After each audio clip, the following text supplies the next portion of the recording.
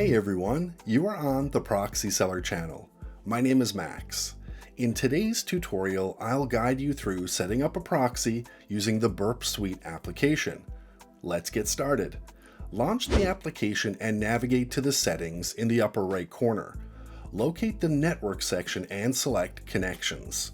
Scroll to the SOCKS proxy option. Toggle the slider to activate it and enter the proxy IP address and SOCKS port. For a free proxy, no username or password is required. For a private proxy, input the authorization details in the designated fields. Once the proxy data is entered, the server will save automatically, completing the setup. Remember, free proxies pose security risks and lack reliable anonymity, often leading to blocks.